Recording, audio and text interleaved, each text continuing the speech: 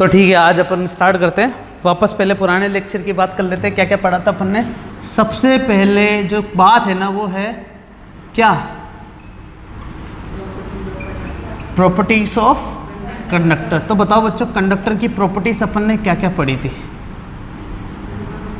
Conductor की properties अपने सबसे पहले कंडक्टर की बात ये है कि उसमें क्या क्या होना चाहिए, फ्री चार्ज क्या होना चाहिए, अवेलेबल होना चाहिए। ठीक है, दूसरी बात क्या थी कि उसमें इंड्यूस्ड होता है एक तो, है ना, एक इंड्यूस की वजह से जो ई एक्सटर्नल था और जो ई इंड्यूस मिला, ये दोनों इंड्यूस कब तक होता रहेगा, जब तक ई नेट क्या हो जाए, जीरो ना हो जाए। और जैसे ई नेट जीरो हो गया तो वहाँ पर पोटेंशियल को क्या मान लिया गया था, पोटेंशियल को मान लिया गया था कांस्टेंट। और कांस्टेंट पोटेंशियल के लिए क्या बोल दिया, ये इक्वी पोटेंशियल है। अच्छा, इक्वी पोटेंशियल को भी क्या बोलेंगे अपन, इसकी वजह से जो शार्प एजिस होते हैं वहाँ पर चार्ज की जो डेंसिटी होती है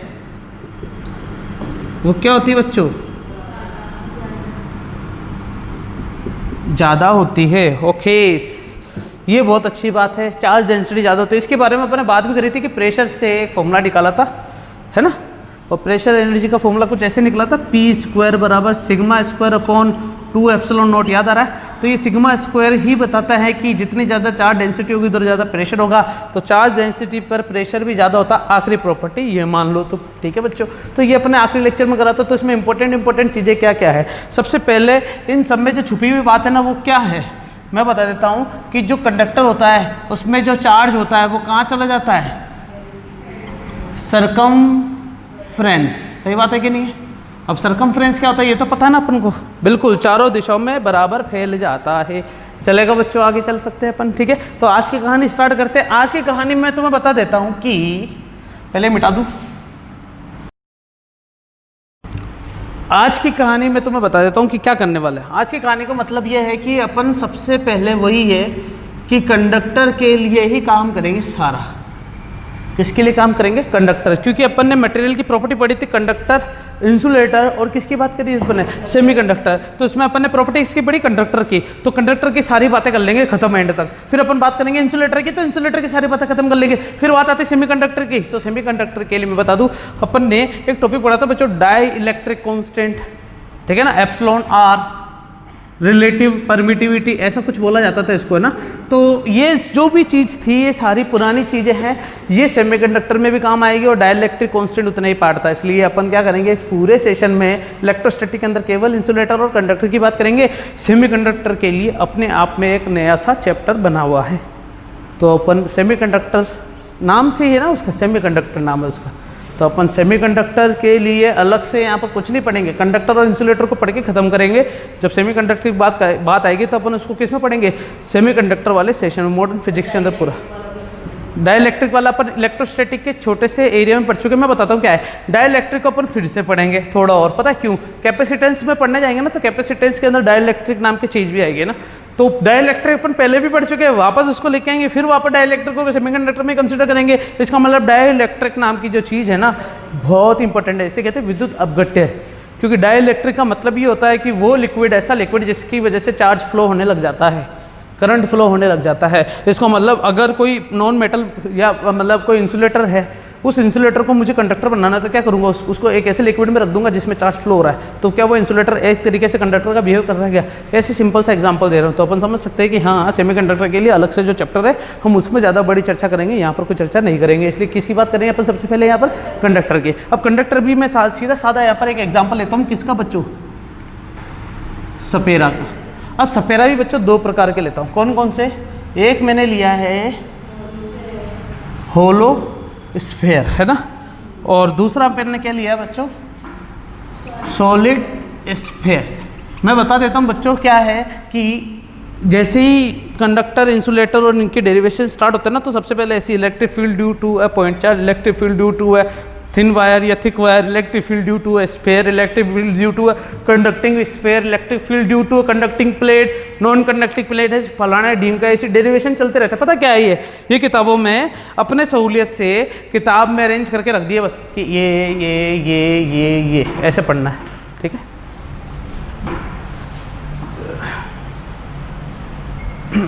क्या मर गया भाई जी? मैंने देखा छिपकली ले जा रहा हूँ। नहीं नहीं कुछ नहीं।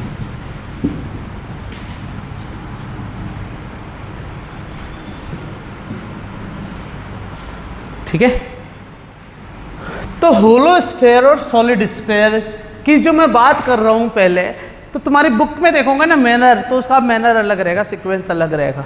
मैंने सीक्वेंस चेंज कर दिया है, सीक्वेंस चेंज करा है और किस तरीके से करा है तो तुम उसको अभी एक्सेप्ट करोगे। टॉपिक सारे उसी तरीके से पढ़ाए जाएंगे जो होता है कि गाउस के एप्लीकेशन की वजह से हमें क्या करना है, कंडक्टिंग प्लेट या नॉन कंडक्टिंग प्लेट या कंडक्टिंग स्फीयर या नॉन कंडक्टिंग स्फीयर या सॉलिड या होलो, ऐसे कई डेरिवेशन निकालने हैं। तो इतना सारा गुड़ गोबर होने से अच्छा है हम क्या करेंगे, सीधा सा एक सीक्वेंस पकड़ेंगे, उस सीक्वेंस से याद रखेंगे, हमें एक एक फॉर्मूला भी याद रहेगा, एक एक डेरिवेशन भी याद रहेगा। इसलिए अपन क्या पकड़ेंगे, सीक्वेंस। तो सीक्वेंस में बताओ, गाउस के एप्लीकेशन में सबसे पहले सीक्वेंस में क्या आया था, पॉइंट चार्ज। फिर क्या आया था, वायर। वायर के अंदर भी अपन ने दो चीजें पढ़ ली, कौन कौन सी, थिक वायर और थिक के बाहर, थिक के अंदर, सही बात है क्या, होलो और सॉलिड हो गया था। फिर अपन ने बात करी थी प्लेट की, प्लेट को भी क्या कर दिया था, थिक कर दिया था। अब अपन किसकी बात करें बच्चों, होलो स्फीयर और सॉलिड स्फीयर। सुनना, होलो स्फीयर सॉलिड स्फीयर भी कैसा ले रहे हैं अपन, कंडक्टिंग। आ रही बात समझ, क्या ले रहे हैं, कंडक्टिंग ले रहे हैं। तो चलो स्टार्ट करते हैं कि कंडक्टिंग का मतलब क्या हो गया। यहाँ पर होलो स्फीयर का मतलब ये हो गया है, चलो होलो स्फीयर और ये पढ़ने से पहले मैं सबसे पहले स्फीयर की एक छोटी सी कहानी बता देता हूँ बच्चों। इस कहानी को नोट डाल के लिख लेना। अब नोट है तो मैं ऐसे लिखूँगा, नोट कितने रुपये का बच्चों, 50 रुपये का। अब नोट क्या है देखना कि जो होलो होता है ना, होलो, इसको क्या मान लिया अपन ने, R1 मान लिया, और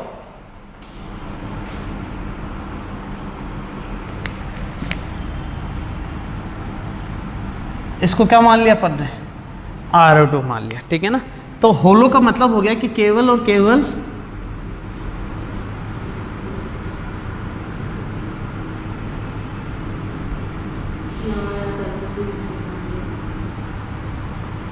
यहाँ क्या है बच्चों, सरफेस है। ठीक है, मतलब भरा हुआ है। अच्छा, अगर ऐसा हो कि R2 जो है ना वो लगभग क्या हो, 0 हो जाए।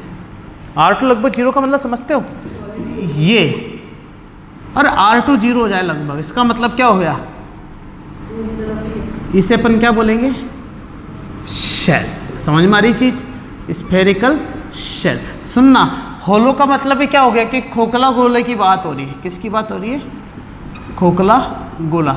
और इसे अपन क्या बोलते हैं, खोखला गोला ना बोल के इसे क्या बोला जाता है, क्या बोलते हैं इसे, गोलीय कोश, है ना। ठीक है ना, कोश का मतलब ये हो गया, अपन जो बैठे ना ये अपना कोश हो गया ना।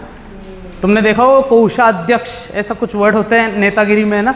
कोषाध्यक्ष का मतलब होता है उस डिपार्टमेंटल ऑफिस का अध्यक्ष, मतलब उस ऑफिस में जो भी काम होने वाले हैं आगे जाके वो सारा उस अध्यक्ष के हाथ में रहेगा कि यहाँ पर ईंटें लगवानी या कलर करवाना, तो कोषाध्यक्ष हो गया ना। ठीक है, खाने पीने का सारा संभालता था जो, ये सब चीज़ें होती है। तो ये ही खोखले, अपन क्या बात करें, गोलीय कोश, और इसे क्या बोलते हैं बच्चों, खोखला गोला।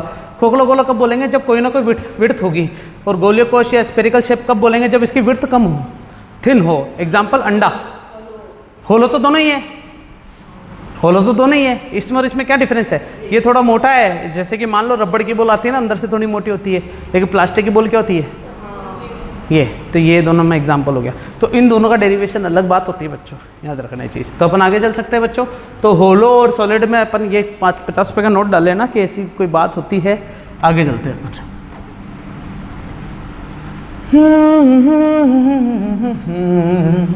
कहानी खत्म।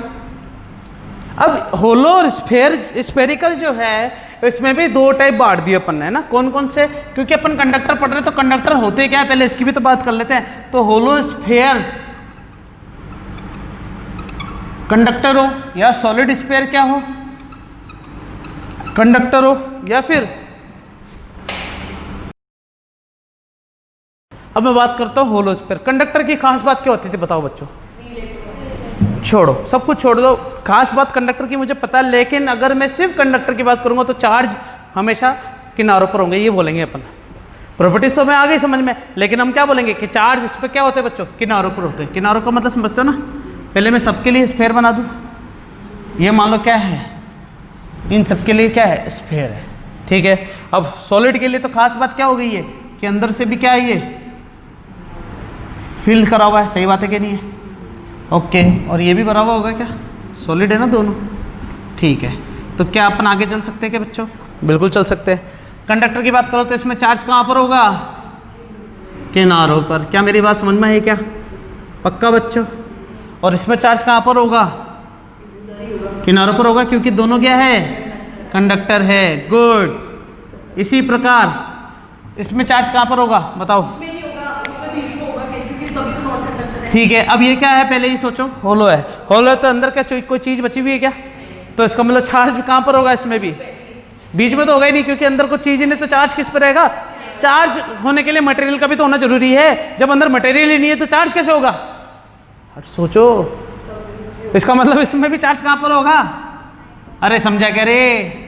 मुझे नहीं लगता तुम्हें समझ में आया। अब तुम बोलोगे सर ये तो इंसुलेटर है, फिर चार्ज किनार पर कैसे हो गया? बच्चों किनार पे नहीं है, सोचो जरा। चार्ज, ये चार्ज मटेरियल के ऊपर ही है। मटेरियल मतलब, क्योंकि इस पूरे का मटेरियल देखो तो कहाँ पर है? किनारों पर है, तो चार्ज भी कहाँ पर है? हाँ, मतलब हम क्या समझते हैं, कंडक्टर का मतलब ये होता है जिसमें चार्ज कहाँ पर मौजूद हो? किनारों पर। और इंसुलेटर का मतलब क्या होता है? जिसमें चार्ज कहाँ पर मौजूद हो? मटेरियल के अंदर। और मटेरियल इसका कहाँ पर है?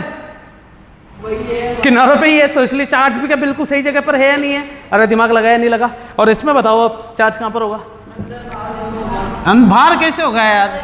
अंदर ही होगा ना। मतलब अगर मैं इसको मिटा के ऐसा भी कर दूं तब भी तुम मानोगे ना कि हाँ यार सर किनारों पे है, लेकिन तुम क्या बोलोगे कि सर अंदर की तरफ। अंदर का मतलब क्या है? डायग्राम के अंदर नहीं, सरफेस के अंदर नहीं, मटेरियल के अंदर। किसके अंदर बच्चों? मटेरियल। जैसे ये मेरे पास ये रिंग है, इस रिंग के बाहर अगर चार्ज लगा दूं तो वो कंडक्टर हो गया, लेकिन रिंग के मटेरियल के अंदर चार्ज आ जाता है तो वो क्या हो जाता है? कंडक्टर, इंसुलेटर हो जाता है। लेकिन हाँ, अगर मैं इसमें 2 लेयर लगा दूं ऐसे, लेकिन ये तो मैं तो किसकी बात कर रहा हूँ बच्चों? होलो की बात कर रहा हूँ। तो होलो में क्या होता है? एक तरीके से शेल ही कंसिडर करेंगे अपन। तो क्या बात समझ में आई क्या मेरी? मतलब हाँ, इसलिए अब सोचो, इसका डायग्राम, इसका डायग्राम, इसका डायग्राम, तीनों में कोई अंतर दिख रहा है क्या तुम्हें? नहीं दिख रहा, बिल्कुल नहीं होगा। क्यों नहीं होगा? क्योंकि इस पे भी चार्ज कहाँ पर है? किनारों पर। इस पे भी चार्ज कहाँ पर है? किनारों पर है। इस पे चार्ज है तो मटेरियल के अंदर, लेकिन वो मटेरियल कहाँ पर है? इसलिए बाय डिफॉल्ट क्या बोलेंगे इसको? चार्ज कहाँ पर है? किनारों पर। क्या मेरी बात समझ में आ गई क्या? हालांकि चार्ज किनारों पर नहीं है, चार्ज तो अपनी जगह पर ही है। चार्ज की औकात क्या थी कि मटेरियल के अंदर होना चाहिए। इसकी चार्ज की औकात कहाँ है? सरफेस पे होना चाहिए। ये सरफेस पे, सरफेस पे, ये सरफेस के सॉरी मटेरियल के अंदर है, लेकिन मटेरियल कहाँ पर है? सरफेस पर है। बोलो हाँ। इसी प्रकार यहाँ पर आऊँगा तो चार्ज कटा होगा बच्चों। अरे समझे क्या रे? अरे समझे क्या? अरे नहीं आया, नहीं आया, नहीं आया, नहीं आया, नहीं आया। पक्का समझ में आ गई कि मेरी बात? तो ये 4 केस हो गए बच्चों। अब ये 4 केस अपन पढ़ेंगे, क्योंकि देखो होलो के ऊपर चार्ज और होलो के ऊपर कंडक्शन और सॉलिड के ऊपर कंडक्टर है ना। मतलब कंडक्टर कैसा होलो है और कंडक्टर कैसा सॉलिड है। तो इसको अपन क्या नाम दे देंगे? मान लेते हैं कि होलो कंडक्टर नाम दे दिया अपन ने इसको। इसका नाम क्या दे दिया? Solid conductor. इसे क्या बोल दिया? होलो नॉन कंडक्टर। इसे क्या बोल दिया? Solid non conductor. मैंने तुम्हें बता दिया कि ये तीनों क्या है? आपस में सेम है कि नहीं है? तीनों आपस में क्या सेम है? अच्छा, मैं जो टॉपिक स्टार्ट करूँ, इस टॉपिक स्टार्ट करने के पीछे उद्देश्य क्या मैं बता दूँ। ऑब्जेक्टिवनेस अपना क्या है? अपना ऑब्जेक्टिवनेस है, मान लो हमारे पास एक डायग्राम है ऐसा, ए है, ठीक है, और इस पर चार्ज कहीं पे भी हो सकता है, बाहर भी हो सकता है, अंदर भी हो सकता है। तो मैं क्या चाहता हूँ, ये तो क्या है इसका सेंटर है, ये क्या है, ये क्या है और ये क्या है। सोचो, ये वो 3 पोजीशन है जो कि किसको बता रही है? ये तो ये बता रही है इनसाइड। ये किसको बता रही है? एट मतलब समझते हो ना, सरफेस पर। और ये किसको बता रहा है? आउटसाइड। तो मैं इनसाइड और आउटसाइड और एट ना बोल के कैसे बोल दूं? क्या इसमें आर से छोटा है? आर पता क्या है? आर का मतलब ये होगा, ये ए कंडीशन हो गई है, ये बी कंडीशन हो गई, मान लो ये सी कंडीशन हो गई, तो ये डिस्टेंस होती है आर बच्चों। और कैपिटल आर किसको बता रहा है? कैपिटल आर बता रहा है इस पूरे स्फीयर की रेडियस को। तो स्मॉल आर से छोटा बोलो हाँ, स्मॉल आर से बड़ा बोलो हाँ, स्मॉल आर के बराबर बोलो हाँ। अरे समझे क्या रे? मतलब हम तीनों केसेस के लिए बात करेंगे। चलो, इस केस की बात करने की जरूरत नहीं है क्योंकि ये सरफेस है। हम बात किसके करेंगे अधिकतर? आर जब आर से छोटा हो, आर जब आर से बड़ा हो। आर जब आर से छोटा का मतलब क्या हो गया? कि अपन अंदर वाले की बात करेंगे, मतलब इसके भी अंदर बात करेंगे, इसके भी अंदर बात करेंगे, इसके भी अंदर बात करेंगे, इसके भी अंदर बात करेंगे, बार बार बार बार बार बोलो हाँ। लेकिन दोनों में क्या लेंगे, स्मॉल आर ही रहेंगे क्या, स्मॉल आर। इस वाले की बात करेंगे तो स्मॉल आर कैपिटल आर से छोटा माना जाएगा, इसकी बात करेंगे तो स्मॉल आर कैपिटल आर से बड़ा माना जाएगा। क्या मेरी बात समझ में आएगी क्या? अच्छा, ये स्थिति तो है, कंडीशन करेंगे क्या सर, यहाँ पर आ गए, यहाँ पर आ गए, क्या रेलगाड़ी चलाएंगे, बस चलाएंगे, या एरोप्लेन चलाएंगे, या राफेल चलाएंगे, है ना। क्वेश्चन तो ये बनता है। तो मैं बता देता हूँ क्या क्या निकालेंगे अपन, निकालेंगे क्यों निकालेंगे, क्योंकि अपन पढ़ क्या रहे हैं, अपन पढ़ क्या रहे हैं, अपन पढ़ क्या रहे हैं, अपन पढ़ क्या रहे हैं इलेक्ट्रिसिटी के अंदर, अपन पढ़ क्या रहे हैं, गाउस पढ़ रहे हैं। तो गाउस लॉ का मेन एप्लीकेशन चल रहा है ना, क्या है एप्लीकेशन उसका, इलेक्ट्रिक फील्ड निकालना। तो अपन क्या निकालेंगे, सबसे पहले काम अपना इलेक्ट्रिक फील्ड है, ठीक है। अब बच्चों तुम्हारे सामने एक नई चीज में इंट्रोड्यूस करता हूं, वो है इलेक्ट्रिक पोटेंशियल। तुमने पढ़ा नहीं होगा अभी तक, शुरू से लेकर इलेक्ट्रोस्टैटिक में जब भी आए अपन इलेक्ट्रिक पोटेंशियल नाम की कोई चीज नहीं पढ़ी। लेकिन बच्चों तुम्हें याद है ये चैप्टर क्या है, ये ग्रेविटेशन। ग्रेविटेशन के अंदर क्या अपन ने ग्रेविटेशन पोटेंशियल भी पढ़ा था क्या, क्या ग्रेविटेशन फील्ड भी पढ़ा था क्या, ग्रेविटेशन फील्ड के बाद ही पोटेंशियल पढ़ा था क्या, क्या उसमें भी सारे डेरिवेशन वही आए थे कि जो इलेक्ट्रिक फील्ड के लिए आए थे, बोलो हाँ। सॉरी, ग्रेविटेशनल फील्ड में अपन ने जब आंसर डेरिवेशन करे थे तो ग्रेविटेशन पोटेंशियल के लिए भी वही डेरिवेशन आए थे जो ग्रेविटेशन फील्ड के लिए निकाले थे। ग्रेविटेशन फील्ड का मतलब समझते हो ना, कि हमने एक बिल्कुल बिल्कुल बिल्कुल बिल्कुल। अच्छा, पोटेंशियल का मतलब क्या होता था, पोटेंशियल का मतलब ये होता था कि इनफाइनाइट से उठा के किसी को लाना तो वो पोटेंशियल हो गया, और इनफाइनाइट से किसी को उठा के लाने में जो काम करते थे वो पोटेंशियल एनर्जी होगी।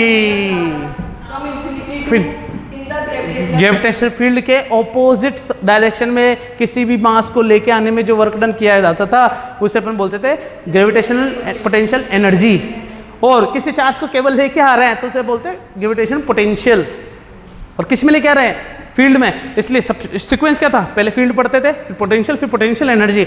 इसमें भी पहले क्या पढ़ेंगे, इलेक्ट्रिक फील्ड, फिर क्या पढ़ेंगे, पोटेंशियल। बच्चों आगे आएगा अच्छे से, लेकिन अभी भी मैं क्या बता रहा हूँ, इन सबको बताऊंगा ना, तो इसलिए पोटेंशियल को यहाँ पर थोड़ा सा इंट्रोड्यूस कर देता हूँ। क्या है, अपन जब डिवाइड करना सीखते हैं तो डिवाइड करने से पहले क्या पढ़ाया जाता है, पहाड़ है, टेबल्स पढ़ाई जाती है ना। तो वही चीज़ है, यहाँ पर मैंने टेबल का छोटा सा रुख रख दिया। टेबल भी नहीं पढ़ा रहा अभी, तो मैं टेबल का छोटा सा एक नमूना रख रहा हूँ कि 2 1 जा 2 और 2 8 जा 60, मतलब पूरा 2 का पढ़ा भी नहीं लिया अपन ने, छोटी छोटी चीज़ उठा रहे। आगे देखते हैं, एक और चीज़ पढ़ेंगे अपन बच्चों, ग्राफ। मैंने बताया ना ग्राफ पढ़ना, ग्राफ किस किस का, इसका भी और इसका भी। ग्राफ इसका भी पढ़ेंगे और इसका भी। कितने चीज़ें हो गई, 1 2 3 और 4 हो गई कि बच्चों, ठीक है। एक चीज़ अपन पढ़ेंगे बच्चों इसी के साथ, इलेक्ट्रिक फील्ड हो गया, इलेक्ट्रिक पोटेंशियल हो गया, इसका भी ग्राफ हो गया और इसका भी ग्राफ हो गया। अब सुनना, इलेक्ट्रिक फील्ड किस किस के लिए, क्या लिखा मैंने, ए इनसाइड के लिए और ए आउटसाइड के लिए। इसमें भी क्या लिखेंगे, बोले हैं, सही है क्या, ठीक है। फिर इनका क्या करेंगे बच्चों अपन, अरे समझ में आया क्या, ग्राफ किस किस बीच में, आर और ई और वी, सही है क्या। अब ये 6 चीजें करने के बाद लास्ट में अपन क्या पढ़ेंगे, अरे ये तो वो करा था ना, इसमें वो आएगा स्ट्रेट लाइन और वो, हाँ वो अलग अलग जब डेरिवेशन अपन करेंगे ना, तो डेरिवेशन में जो फॉर्मूले मिलेंगे ना, उस फॉर्मूले के आधार पर ही अपन ग्राफ बनाएंगे, ठीक है। तो अभी फिर क्या पढ़ेंगे अपन, पोटेंशियल लिख दिया था मैंने, कोई बात नहीं। फारेनहाइट भी तो सुना था ना तुमने, 3 इडियट में लिखा था, फारेनहाइट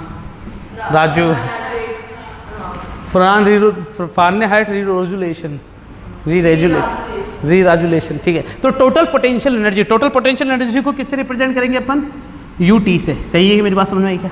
तो देखो बच्चों, इलेक्ट्रिक फील्ड अपन धीरे धीरे पढ़ते हुए चल रहे थे अभी तक, तो इलेक्ट्रिक फील्ड पढ़ने में कोई परेशानी नहीं होगी। नई चीज़ क्या है, पोटेंशियल। तो पोटेंशियल का तो ट्रिक बताऊंगा कैसे याद रखना। फिर दोनों के बीच में डायग्राम बनाने की कोई जरूरत नहीं, क्योंकि अगर कंसेप्ट तैयार है तो अपन डायग्राम भी अच्छे से बना सकते हैं। फिर बात करते हैं अपन किसकी, टोटल एनर्जी की, ठीक है। अरे समझे क्या रे गाँव वालों, तो अपन कितनी चीज़ें पढ़ने वाले अब से, टोटल 7 प्रकार की चीज़ें पढ़ेंगे, ठीक है। तो मैंने तुम्हें एक चीज़ बता दिया कि इसके लिए 7 चीज़ें निकालनी है, इसके लिए भी 7 चीज़ें निकालनी है, इसके लिए भी 7 चीज़ें निकालनी, इसके लिए भी 7 चीज़ें निकालनी। मतलब क्या पढ़ेंगे अपन, कितनी चीज़ें पढ़ने वाले हैं, 28 हो गए 28, ठीक है ना। तो इसका मतलब अपन जो डेरिवेशन या क्वेश्चन करेंगे ना वो सारे कितने प्रकार के करेंगे, 28 प्रकार के करेंगे। मतलब 28 प्रकार के क्वेश्चन बन सकता है। लेकिन मैंने पहले तुम्हें बता दिया कि तीनों क्या है, सेम है। तो ये 7 तो तीनों के बराबर हो गए। मतलब इसके लिए जो भी करूँगा वो इसके लिए भी माना जाएगा, इसके लिए भी माना जाएगा। इसका मतलब ये जो 7 14 7 दूनी 7 21 जो क्वेश्चन है वो किस में सम्मिलित हो गए, 7 में। और ये कितने हो गए, कितने हो गए टोटल क्वेश्चन। तो अपन कितने पढ़ेंगे बच्चों, समझ गए क्या, मिलटा दूँ।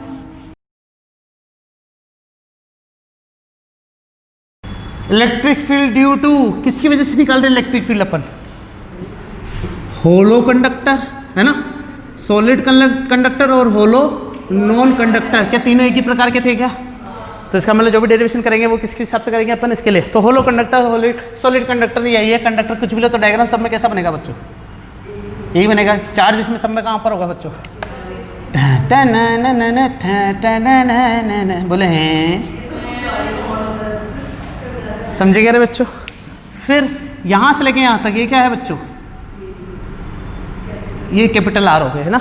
अब इसमें अपन को इलेक्ट्रिक फील्ड निकालनी है ड्यू टू 2 केसेस। कौन कौन से केसेस, जब आर आर से छोटा हो, जब आर आर से मोटा हो। बोलो हाँ, आर आर से छोटा का मतलब क्या हो गया बच्चों, 2 केस बनाओ। तो ये तो मान लेटेस्ट कंसिडर फलाना डीम का, ये वो फलाना डीम का, सब कुछ लिख सकते हो तुम अच्छे से। आओ इसके लिए डायग्राम बनाएंगे। तो कैसे बनाएंगे, डायग्राम बनाने की जरूरत नहीं, मुझे पता है कि क्या होगा कि हमने यहाँ पर एक पॉइंट ले लिया ए और एक पॉइंट ले लिया बी, जिसमें आर आर से छोटा है और आर आर से बड़ा है। तो इलेक्ट्रिक फील्ड ए बोलूँगा कि इसको मैं, इलेक्ट्रिक फील्ड क्या निकाल रहे बच्चों, अपन ए निकालने जा रहे हैं। तो सबसे पहले क्या करेंगे बच्चों, गाउस ने क्या बोला था, two two two two two two two two two, बोलो चलेगा। फिर अब मुझे पता है कि क्यू इनसाइड कितना है, कोई टेंशन वाली बात तो नहीं ना, अरे कर सकता हूँ आगे। तो मैं सबके लिए क्यू इनसाइड कितना है बच्चों, 0 है। कब तक 0 ही है, जब तक यहाँ तक ना पहुँच जाए, उसके बाद चलता है क्या सब कुछ काम, ठीक है। तो इसका मतलब यहाँ पर क्यू इनसाइड 0 है, तो ई डॉट डी ए की वैल्यू क्या आ गई पूरी 0। तो इसका मतलब ई की वैल्यू भी क्या आ गई बच्चों 0। इसका मतलब ई ए की वैल्यू कितनी मिली है, मतलब अंदर इलेक्ट्रिक फील्ड कितना है।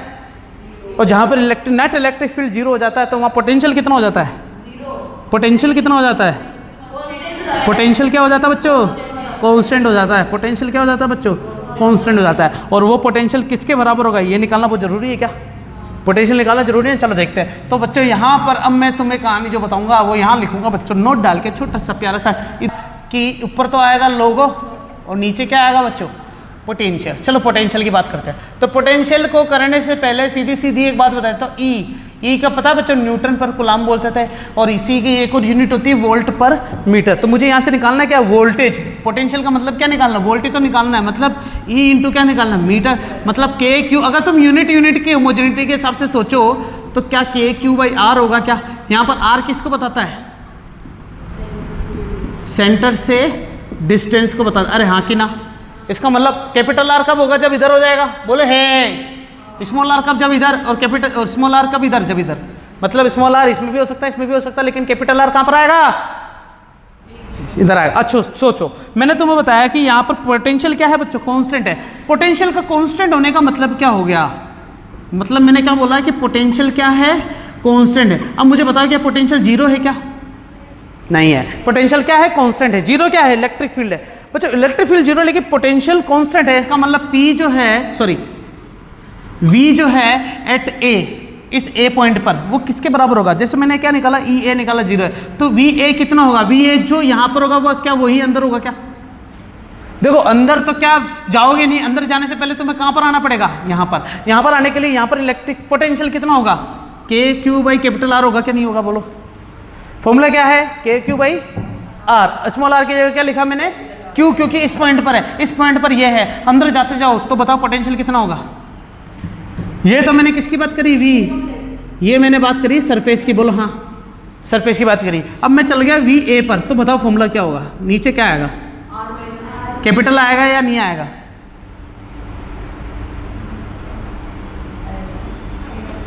क्या लिखा है, कांस्टेंट। इसका मतलब कुछ भी चेंज होगा क्या फॉर्मूले में। अरे यार तुमने सोचा सही है कि हाँ नीचे अंदर जाएंगे तो आर में से आर माइनस कर देंगे। ये कब होगा, जब कुछ ना कुछ अंदर भरा हुआ होगा। और भरा हुआ किस में होगा, ओ बस चुप हो जाओ, बस आप इधर आओ। तो कांस्टेंट है के अंदर, तो इसको मैं कांस्टेंट लिख सकता हूँ क्या? ये कितनी चीजें निकाल चुके अपन बताओ बच्चों, कितनी चीजें निकाल चुके हैं? 7 में से निकाल क्या कर रहे हैं, याद है ना तुम्हें? अपन ई ए निकाल रहे हैं, ई बी निकाल रहे हैं, वी ए निकाल रहे हैं, वी बी निकाल रहे हैं, ग्राफ निकाल रहे हैं, इन दोनों का ग्राफ निकाल रहे हैं, इन दोनों का और क्या निकाल रहे हैं? Total potential energy. अब बताओ क्या क्या निकाल चुके हैं अपन? ई ए और वी ए निकाल चुके हैं। ए का मतलब समझ गए ना बच्चों, अंदर वाली सारी बात कर चुके हैं अपन। अब किसकी बात करेंगे बताओ बच्चों? जब आर क्या हो, आर से बड़ा हो। जब आर से बड़ा हो तब भी फॉर्मूला वही लगाऊंगा कि इलेक्ट्रिक फील्ड एट बी निकालना मुझे। अरे हाँ कि ना? अब इलेक्ट्रिक फील्ड एट बी का मतलब पे लगाओ छोटा है, और यहाँ पर क्या आएगा बच्चों? Q inside by epsilon not. अच्छा बच्चों, क्यू इनसाइड का मतलब क्या है यहाँ पर? सोचो, क्यू इनसाइड का मतलब ये हो गया कि हम यहाँ पर खड़े हैं क्या? अभी यहाँ पर खड़े हैं, तो यहाँ के लिए इनसाइड क्यू कितना है? क्या ये पूरा चार्ज होगा क्या? है क्या? नहीं है। इस रेडियस के अंदर सारे चार्ज आ रहा नहीं आ रहा, और इस चार्ज को मैंने कुछ नाम नहीं दिया था पहले, अब क्या बोल देता हूँ? ये क्यू चार्ज है। अरे समझे क्या? मैं पहले ही बोल सकता था लेकिन मेरे को याद नहीं आ जाएगी, जैसे पता चला मुझे जरूरत है मैंने इसको क्यों बोल दिया। अब मैं थ्योरी में चेंज भी कर दूंगा। Let us consider a hollow sphere conducting sphere having the charge of capital Q. क्या मेरी बात समझ में आई क्या? देखो पहले नहीं लिखा, क्यों नहीं लिखा तुम्हें पता चलेगा, वो जरूरत नहीं पड़ी थी, लेकिन अब जरूरत पड़ेगी तो मैंने उसको मेंशन भी कर दिया। आगे चल सकते हैं क्या? तो क्या यहाँ पर क्यू चार्ज आएगा नहीं आएगा? बच्चों फिर दिमाग लगाओ, तुम सोच रहे होंगे कि सर यहाँ पर तो क्यू इनसाइड 0 है ना। अरे यार तुम इधर थोड़ी हो या इधर हो, इधर हो ना, तो इधर के लिए ये पूरा अंदर आया नहीं आया? सोचो सोचो, मेरी बात सुनो। ये है 1 तारीख, है ना? डेट कितनी है बच्चों? 1 तारीख। यहाँ पर डेट कितनी है? यहाँ पर डेट कितनी है? 30 तारीख। ठीक है। अब 1 तारीख से 15 तारीख के बीच में तुम्हारे पास 1 रुपया भी नहीं है। कितना है बच्चों? क्यों नहीं है? सैलरी नहीं है। अब यहाँ पर 25 तारीख को, 30 तारीख को तुम्हारी क्या आ गई बच्चों? सैलरी आ गई। 25 तारीख को मान लो तुम्हारी सैलरी आ गई। कितनी तारीख को? 25 तारीख को। तो तुम 15 तारीख तक बात करोगे तब तो क्या बोलोगे? सैलरी नहीं आई मतलब 0 है। लेकिन 30 तारीख की बात करोगे तब किसकी क्या बोलोगे? कि हाँ मेरे पास पूरे महीने में कितना है? 25 आई है। तुम 15 से 30 के बीच में बोलोगे, तुम तो पूरा महीना सोचोगे ना यार। तो इसका मतलब क्या? इसके लिए भले बीच में पैसे मिले हो, लेकिन भले ये खाली हो, भले ये भी खाली हो, लेकिन है तो सही ना अंदर कुछ ना कुछ। क्या वो 25 के 25 तारीख को या 25 रुपये जो भी हो 30 तारीख के गिन में जाएंगे नहीं जाएंगे? आएंगे ना, उसके खाते में जाएंगे। इसका मतलब ये हो गया है कि यहाँ पर जो बी पॉइंट पर है तो इलेक्ट्रिक फील्ड क्या माना जाएगा? अंदर का मतलब यही है, ये बाहर वाला ही इसके लिए क्या है? बोले हैं। बस चुप हो जा। अब ई निकालना ना, तो इसको मैं क्या बोलूँगा? E B. बोलो हाँ। कॉन्स्टेंट है क्या? कॉन्स्टेंट है तो बाहर आ जाता है, अंदर क्या बचेगा बच्चों? डी है। अब बताओ क्या है? स्फीयर है क्या? स्फीयर है तो मतलब 4 पाई कैपिटल आर आएगा, स्मॉल आर आएगा? ये सोच, कौन सा सरफेस ले रहे हैं उसके हिसाब से सोचो ना। कौन सा सरफेस ले रहे हैं? बार का ले रहे। बार का मतलब ये वाला ले रहे हैं क्या? इसके लिए आर क्या लोगे? स्मॉल या कैपिटल? स्मॉल लोगे ना, इसलिए यहाँ पर क्या आ जाएगा? अरे समझे क्या रे बच्चों? मैं यहाँ पर भी ले सकता था क्या? बिल्कुल लेना चाहिए था, मैं गलत हो जाता नहीं तो। कि E D A is equal to 0, तो ई 4 पाई अभी भी स्मॉल ही लूँगा क्या? क्यों? क्योंकि बोलो हाँ। तो ये वैसे नहीं लेना था। क्यों? क्योंकि वो वैसे ही वहाँ पर जाके क्या होना था, और यहाँ पर भी क्या होगा? जबरदस्ती। तो इसका मतलब ई बी की वैल्यू कितनी होगी बच्चों?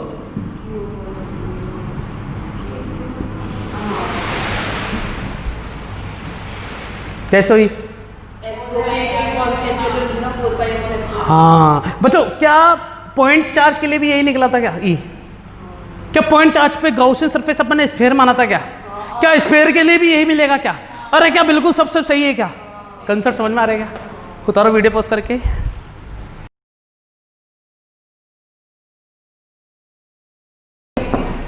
सही है ना बच्चों? क्योंकि बाहर जाएंगे तो चेंज होता जाएगा क्या? कब तक किसके बराबर हो जाएगा? Small R. अभी भी पोटेंशियल का फॉर्मूला लिखा था वो ये था क्या? तो के क्यू कैपिटल आर तो इसके लिए था, लेकिन बाहर जाते ही तो क्या हो जाएगा? चेंज तो वो क्या हो जाएगा? कितनी चीजें निकाल चुके अपन?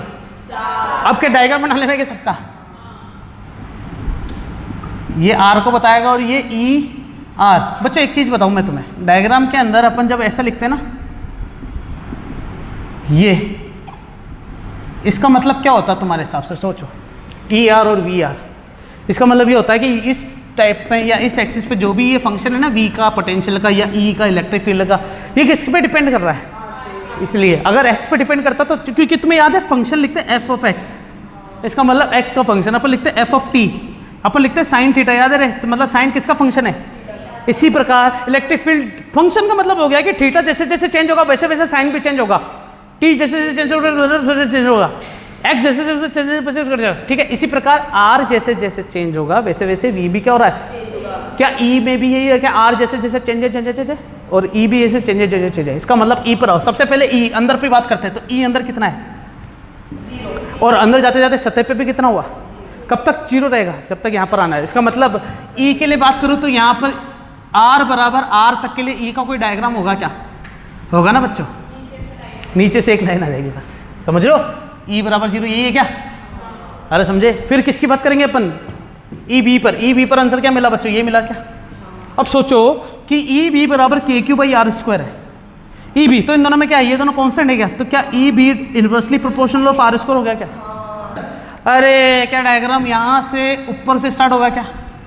क्योंकि बच्चों जब भी इनवर्सली वाली बात आती है ना तो डायग्राम कहाँ से स्टार्ट होता है? ऊपर से स्टार्ट होता है ना? फिर धीरे धीरे क्या होता है? कम होता जाता है। कैसे? जैसे जैसे आर बढ़ता जाएगा वैसे वैसे ई घटता जाएगा क्या?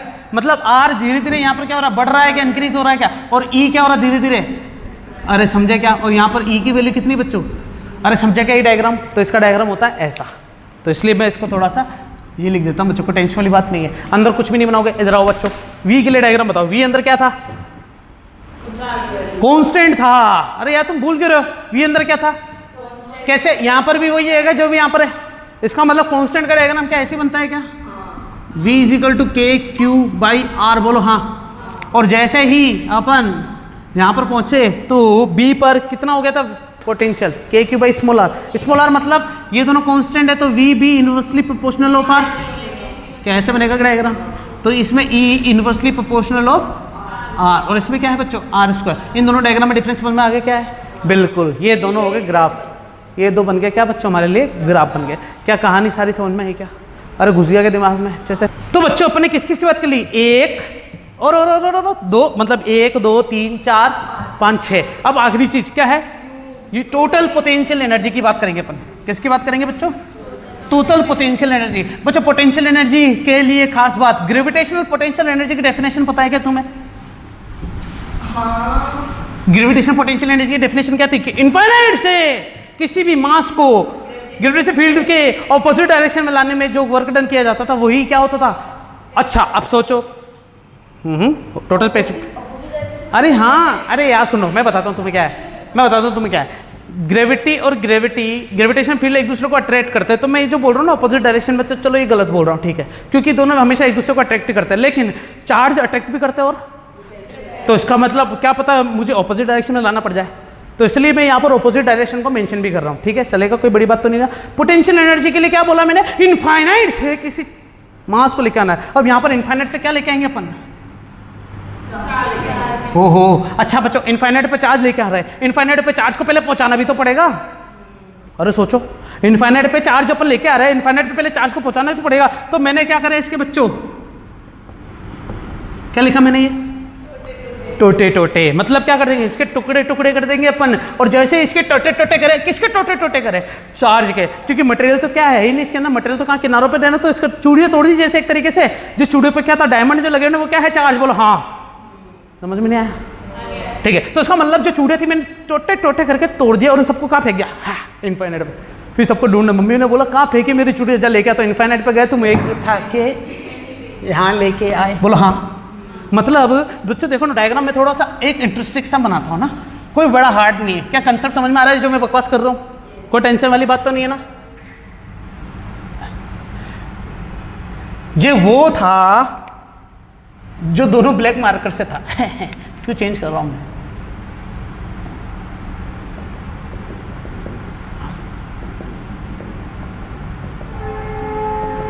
सही है। इसका मतलब ये हो गया कि यहां से मैंने क्या करा? डायमंड निकाल के फेंके। चार्ज क्या फेंके? डायमंड निकाल के फेंके। जैसे निकाल के फेंके तो यहाँ वो इनफाइनाइट पे चला गया। फिर मैं जब इनको लेके आ रहा था, पहले चार्ज कितना था? क्यू। जब मैं इनको लेके आ रहा था, लेके आते आते मान लो कि मैंने एक पॉइंट पर उनको पॉज करके चेक करा कि यार कितने आ गए अभी तक। तो कितने आ गए थे? Small Q. कितने थे टोटल चार्ज? चूड़ी अभी भी वहीं पे रह गया, सोचो चूड़ी अभी भी वहीं पे, चूड़ी नहीं तोड़ी अपन ने, इसमें से क्या निकाल दिया? डायमंड, मतलब चार्ज निकाले, 4 वहीं पे जाके फेंक दिए। अब इनफाइनाइट से चार्ज वापस लेके आ रहा है, तो क्या रेडियस वही रहेगी कि जो बाद में थी? रेडियस में कोई डिफरेंस? बच्चों क्यों, मैं बताता हूँ क्यों। क्योंकि अंदर कोई मास नहीं है, अंदर कोई डिस्ट्रीब्यूशन भी नहीं है, अंदर किसी प्रकार का कोई भराव नहीं है, खोलो है अंदर से, क्या खाली खोखला है। इसका मतलब रेडियस में कोई डिफरेंस नहीं आएगा, वैसा का वैसा शेप मिलेगा अपन को, कुछ भी हो जाए। हाँ अंदर कुछ भरा हुआ होता तो मैं इसका टोटे टोटे कैसे करता, तोड़ लेता, बड़ जितने भी टुकड़े होते हैं, फिर रेडियस भी अलग होती, लेकिन यहाँ रेडियस अलग। अरे समझ गए क्या? अब मैं इनफाइनाइट से जो चार्ज लेके आ रहा था वो कौन सा लेके आ रहा था बताओ बच्चों? D Q. अब सुनना, पोटेंशियल का मतलब क्या होता था? पोटेंशियल का फॉर्मूला अपने मतलब पोटेंशियल एनर्जी अलग होगी कि इनफाइनाइट से किसी चार्ज को लेके आना पर पोटेंशियल होता था, इनफाइनाइट से केवल चार्ज को लेके आऊँ तो जो पोटेंशियल होता था ना वो क्या होता था? E = वोल्ट इंटू मीटर होता था क्या? सॉरी वोल्ट पर मीटर, याद आ रहा है क्या? है ना? और मीटर को इधर मल्टीप्लाई कर दो तो V बराबर क्या हो जाता था? E × M। अरे समझे क्या? अरे समझे क्या? E × M इधर मल्टीप्लाई हो गया, और V मतलब क्या चल रहा है बच्चों? वोल्ट, मतलब पोटेंशियल चल रहा है क्या? अरे समझे क्या चल रहा है ये? पोटेंशियल। E मतलब इलेक्ट्रिक फील्ड, इलेक्ट्रिक फील्ड का फॉर्मूला क्या होता था? न्यूटन इंटू, पूरा लिख ही देता हूँ, इलेक्ट्रिक फील्ड बराबर होता था KQ/R², या फिर तुम सोचो तो F बराबर क्या होता है बच्चों? QE। तो E बराबर क्या हो जाएगा? F/Q। F/Q मतलब न्यूटन पर कूलाम, बोलो हाँ। तो यहाँ पर क्या आ जाएगा बच्चों? न्यूटन पर कूलाम इंटू का मीटर। मुझे पता क्या करना है? पोटेंशियल एनर्जी निकालनी। क्या निकालनी? ये हटा दो, इलेक्ट्रिक फील्ड की जगह क्या निकाल रहे हैं अपन इसके लिए? Potential energy. बच्चों एनर्जी निकालने के लिए क्या करोगे बताओ? एनर्जी निकालने के लिए, एनर्जी का मतलब होता है वर्क डन निकालो, उसी को क्या बोलते हो? वर्क एनर्जी से बोला हाँ। वापस क्या बोला मैंने कि एनर्जी जब भी निकालते तो क्या निकालना पड़ता है? वर्क डन निकालना पड़ता है। जैसे वर्क निकाल दो उसको लास्ट में क्या बोलते हैं? By the mean of work energy theorem. अरे हाँ, हमेशा वर्क एनर्जी कभी निकलती नहीं थी, अपन तो वर्क निकालते थे और उसी को क्या बोलते थे? यही एनर्जी है। बोला हाँ, तो इसलिए मैं क्या निकालना चाहता हूँ? वर्क। और वर्क निकालने के लिए यूनिट क्या होती है? तो इसमें से किसको हटाना पड़ेगा? तो इसका मतलब यहाँ पर न्यूटन इंटू मीटर होगा, और इधर क्या ले जाऊंगा बच्चों में? अरे हाँ कि ना? कूलम्स का मतलब क्या हो गया बच्चों? जिस चार्ज को अपन लेके आ रहे हैं, कौन सा चार्ज लेके आ रहे हैं? वाह सर क्या बात है, बोलो हाँ। इसी प्रकार पोटेंशियल की बात करता हूं मैं ना, तो पोटेंशियल जो है क्या वो dV होगा क्या? डेल्टा V, मतलब है ना कि ये यहाँ पर ये पोटेंशियल है, तो उसका मतलब डेल्टा V, और ये क्या किसको बताएगा? वर्क डन को बताएगा, बोलो हाँ। और वर्क डन क्यों बोला मैंने? क्योंकि न्यूटन इंटू मीटर है, तो वर्क डन का नया फॉर्मूला निकाला अपन ने बच्चों, DQ/dV। बच्चों मैं तुम्हें डायरेक्ट लिखता हूँ, यहाँ पर बोल देता है कि NOT नोट बच्चों डालो, 5 रुपये में याद रखना हमेशा कि इलेक्ट्रिक फील्ड के अंदर वर्क डन का फॉर्मूला हमेशा क्या होता है?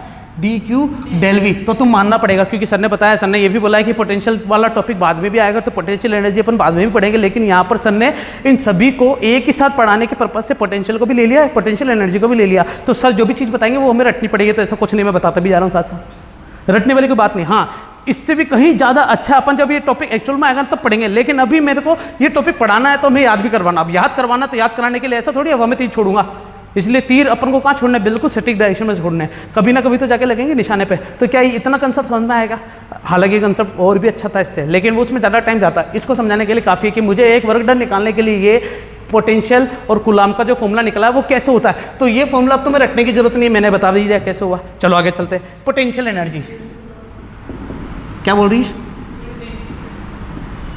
नहीं बताते तो मानना पड़ जाता। फिर अगर मैं ये नहीं बताता और मैं बोलता कि ऐसा होता है, तो तुम्हारे दिमाग में सबसे पहले यही क्वेश्चन होता कि सर कैसे मान लें हम ऐसा होता है या क्या होता है वो होता है। तो अब तो मैंने तुम्हें बता ही दिया था, इसका मतलब कोई क्वेश्चन दिमाग में अब तो डाउट उठेगा नहीं। ठीक है, ठीक है। मैंने जब बुक में ये टॉपिक पढ़ा था, मैंने सोचा ये सीक्वेंस तैयार करते हैं, तो मेरे को यहाँ पर ये पता चला कि पोटेंशियल एनर्जी बताने के लिए वर्क डन तो होना चाहिए, लेकिन उस बुक में ये लिखा हुआ था डायरेक्ट फॉर्मूला ऐसे कि भाई अभी ये फॉर्मूला यूज़ कर लो, आगे जाके तुम्हें इस फॉर्मूले का ब्रीफ पता चलेगा। तो अभी सिर्फ ये मान के चलो नोट ऐसा होता है, लिख दिया बस, और कुछ बताया नहीं। तो मैं नोट ना लिखे, मैंने छोटा सा उसमें चीज़ और एडिट कर दी ताकि तुम इसको एक्सेप्ट कर सको एक्चुअल में। आगे चल सकते हैं, ठीक है। पोटेंशियल एनर्जी तो क्या फॉर्मूला बताया मैंने? DQ और DV। टोटल निकालना तो क्या करूँगा? क्यों बच्चों? क्योंकि मैंने चार्ज क्या करा? अरे हाँ, एक एक करके ला रहा हूँ क्या चार्ज? हाँ देखो, सबको तोड़ के फेंक दिया। अब एक को चार्ज लेके आया, फिर लेके आया, फिर लेके आया, फिर मैंने वीडियो पोस्ट करके चेक करा, अच्छा कितने चार्ज आ चुके हैं, कितने और बाकी है? बहुत सारे बाकी। कितने लेके आ रहा हूँ? DQ। इसका मतलब एक एक करके लेके आ रहे हैं चार्ज। अब मैं तो ऐसा करूँगा नहीं यार, एक आगे, दो आगे, 1000 आगे, कितने टुकड़े करते हैं मुझे नहीं पता, इसलिए क्या कर दिया जाता है? अरे समझे क्या? ठीक है। अब बात आती है पोटेंशियल की। तो पोटेंशियल का फॉर्मूला इनफाइनाइट से लेके आ रहेगा, कहाँ तक लेके आ रहा है बच्चों? मतलब इस फील्ड के अंदर लेके आ रहा है ना, आर के अंदर, और आर के अंदर लेके आ रहा है। तो पोटेंशियल का फॉर्मूला क्या, के क्यू बाई कैपिटल आर ही मिला था क्या? क्योंकि मुझे पता है सरफेस पर पोटेंशियल क्या होता है, कांस्टेंट होता है, कितना, के क्यू बाई आर। तो मैं वैल्यू रख देता हूँ बच्चों के क्यू बाई आर, और यहाँ पर क्या चल रहा है बच्चों, डी क्यू, बाहर क्या चल रहा है? ओके, इंटीग्रेशन बच्चों, इंटीग्रेशन किसके रिस्पेक्ट में हो रहा है? चार्ज के रिस्पेक्ट में। तो लिमिट भी किसकी आएगी? चार्ज की लिमिट। चार्ज कितने हैं बच्चों? स्टार्ट किससे करा था अपन ने? नहीं, कैसे कैसे क्यों से करा? तोड़ के जब मैं चार्ज को लेके आना स्टार्ट करा था तो कहाँ से स्टार्ट करा था? जीरो से। पहले जीरो से स्टार्ट करा ना, 1 2, अरे वाह, क्या मेरी बात समझ में आ गई क्या? लिमिट लगाना आ गया क्या? रटने वाले को बात दिमाग में घुस गया। अब के और आर बाहर आ गया क्या? अंदर क्या बचा? के Q D Q, limit zero से लेके क्यू, तो के अपॉन आर, यहाँ पर क्या आ जाएगा बच्चों? क्यू का स्क्वायर बाई 2। इंटीग्रेशन आता है? नहीं आता? वीडियो जाके देखना, इंटीग्रेशन डिफरेंशिएशन का मैंने अलग से एक लेक्चर डाल रखा है बच्चों। इंटीग्रेशन के बहुत ही अच्छे तरीके से सब कुछ बता दिया कि बेसिक मैथमेटिक्स में जो इंटीग्रेशन और डिफरेंशिएशन के कंसेप्ट है, हमें क्या क्या पता होना चाहिए, खासकर बायोलॉजी वाले बच्चों के लिए। इसलिए वो वीडियो जाके तुम कभी भी देख सकते हो। जब भी इंटीग्रेशन में तुम्हें लगे ना कि मुझे समझ में नहीं आया, तुम वहाँ पर जाके देख सकते हो। ठीक है, तो यहाँ पर समझ में आया। अब क्या कर सकते हैं अपन बच्चों? के अपॉन आर, क्यू की लिमिट लगाऊंगा Q square by 2 minus zero square by 2। बोलो हाँ। अब ऊपर वाली लिमिट और फिर नीचे वाली लिमिट, तो क्या बचता बच्चों? हट जाओ यहाँ से। के अपॉन आर मतलब टोटल पोटेंशियल एनर्जी जो मिली है वो के अपॉन आर और क्यू स्क्वायर बाई 2। अब थोड़ा सा लफड़ा तो नहीं हो रहा, यहाँ पर देखते हैं अपन। के क्यू स्क्वायर बाई आर, तो मेरे पास आंसर आया के क्यू स्क्वायर बाई 2r। ये किसका फॉर्मूला मिला अपन को बच्चों? Total potential energy. चेक कर लेता हूँ कि ये क्या, बिल्कुल के क्यू स्क्वायर बाई 2r। ये हमें क्या मिला? टोटल पोटेंशियल एनर्जी का फॉर्मूला मिला है। अब टोटल पोटेंशियल एनर्जी सिर्फ निकालने थे, इसका कोई डायग्राम नहीं है या ग्राफ नहीं है। तो बच्चों अपन ने क्या क्या पढ़ लिया? स्फेरिकल के लिए जो पोटेंशियल और टोटल पोटेंशियल एनर्जी अपन को बाद में पढ़नी थी ना, वो बाद में ना पढ़ के अपन को अभी समझ में आ गया। हालांकि ये सब चीज़ें पढ़ेगी, इसलिए मैंने सीक्वेंस में उनको अलग से ना बता के, पता क्या होता, यही डायग्राम में जो पोटेंशियल में वापस बनाना पड़ता है, यही डायग्राम मुझे पोटेंशियल एनर्जी में वापस बनाना पड़ता है। इसलिए इसी डायग्राम को एक बार बना के अपन ने क्या कर लिया, सारी चीज़ें एक साथ डिस्कस कर ली। ठीक है, अब तुम जब सीक्वेंस को अच्छे से देखोगे, अपने नोट्स उठा के देखोगे, जो मैंने पीडीएफ डाल रखी है उसके अंदर भी देखना ये सब कैसा मिलेगा, और बाकी वीडियो तुम्हारे पास हमेशा रहेगा, तो तुम कभी भी जाकर इसको पढ़ सकते हो। जब भी तुम्हें लगे ना यार ये चीज़ समझ में नहीं, चलो जाओ वीडियो देखो, आगे चल सकते। समझ में तो आ रहा है ना? आ रहा है ना समझ में? स्पीड में बोल रहा हूँ क्या मैं? कमेंट में बता देना कि सर स्पीड में पढ़ो। ठीक है, तो आज के लिए काफ़ी है। कल अपन किसकी बात करेंगे? आज अपन किसकी बात करें? अब किसकी बात करेंगे? Solid non conductor. मतलब 7 क्वेश्चन कर चुके हैं, कल अपन 7 प्रकार के क्वेश्चन और करेंगे, फिर उनसे रिलेटेड न्यूमेरिकल करेंगे। हाँ 21 क्वेश्चन कर चुके हैं। चल सकते बच्चों आगे। Bye bye, Tata.